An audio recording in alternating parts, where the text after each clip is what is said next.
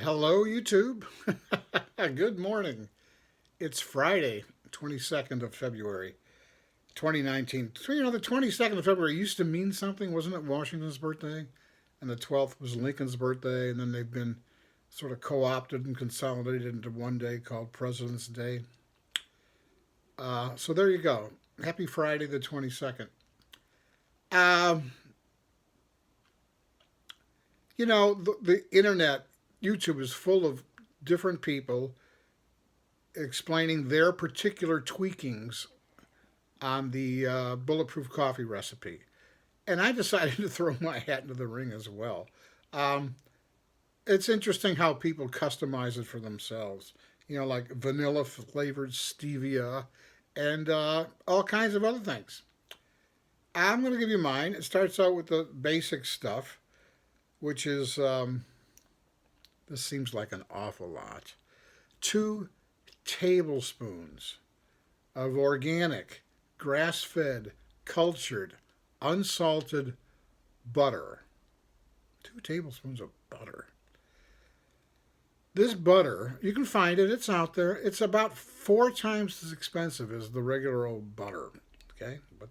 But they don't want you using that. It doesn't have the benefits of grass fed milk. Okay.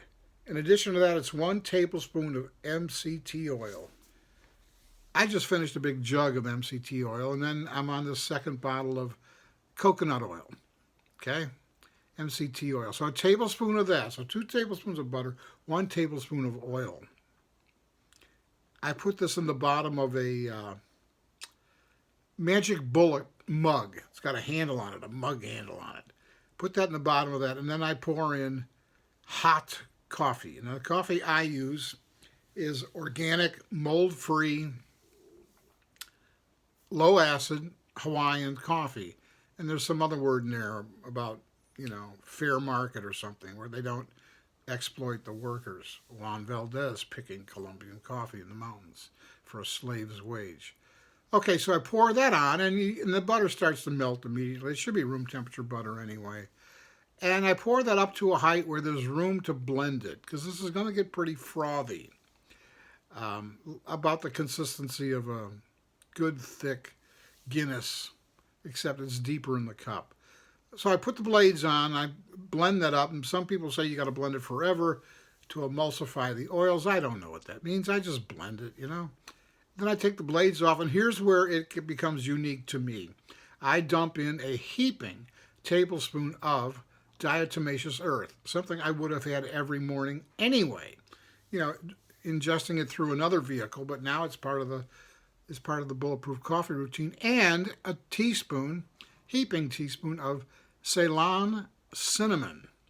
If it's not Ceylon cinnamon, they say, it's not the real thing. It doesn't have all the nutrients and antioxidants that Ceylon does. Everything else is just tree bark that sort of tastes like cinnamon. But Ceylon cinnamon is supposed to be the real deal. Okay, so I put the blades back on, and I just pulse that to mix it up. And I'll remove the blades, and I screw on this drinky lid thing. It's not a sippy cup thing.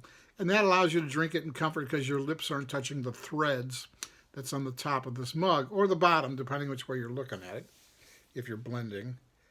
And as I drink it down, and this froth is still on the top, I will take the remainder of my coffee that's still in the hot pot and pour it through and sort of cut the froth a little bit, dilute it down a little bit. And maybe I do that twice. And that's it. That's it. If you're not on a ketogenic diet, do not drink this stuff. It's way too much fat. Okay?